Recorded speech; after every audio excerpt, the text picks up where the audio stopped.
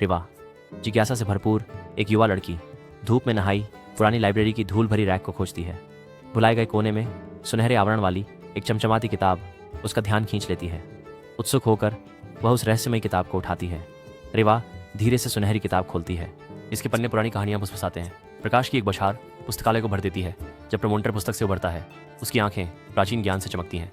मैं जादुई कहानियों का संरक्षक हूँ, तुमने मुझे जागृत किया है और एक नई यात्रा शुरू की है। रिवा आश्चर्य और प्रसन्नता में देखती है। रिवा और प्रोमोनेटोर खुद को एक जीवन दुनिया में पाते हैं। चारों ओर पेड़ हैं जो केवल रिवा को समझ आने वाले रहस्य फुसफुसाते हैं।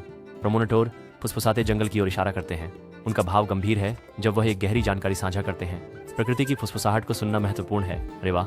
वे उन सच्चाइयों को धारण करते हैं जिन्हें दुनिया भूल चुकी है। रिवा की आंखें चकित हैं। इस जीवित वन में उसके मन में अद्भुतता भर जाती है। वह अपना हाथ बढ़ाती है। उसकी उंगलियां एक प्राचीन पेड़ की खुरदरी छाल को धीरे से छूती हैं। इसकी गहरी धैर्यपूर्ण बुद्धिमत्ता को महसूस करती है। मोमबत्ती की नरम रोशनी में रिवा अपनी डेस्क पर बैठकर एक नई कहानी लिखने में तल्लीन होती है। वह प्रोमोटोर की एक कहानी गढ़ती है, अंधेरे जादू से एक गाँव को बचाने की, उनके साझा साहसिक कारनामों से प्रेरणा लेते हुए। जैसे ही वह कहानी खत्म करती है, एक उपलब्धि का एहसास उस पर छा जाता है, जिससे प्रमोटर को दूसरों की मदद करने की स्वतंत्रता मिलती है। रिवा आसमान की ओर देखती है, कल्पना करती है कि प्रमोटर बच्चों के साथ बादलों के बीच उड़ रहा है। एक खुशी की लहर उसे घेर लेती है जो एक मजबूत उद्देश्य की भावना से मिश्रित होती है। वह अपने से कुछ बड़ा से एक गहरा संबंध महसूस करती है।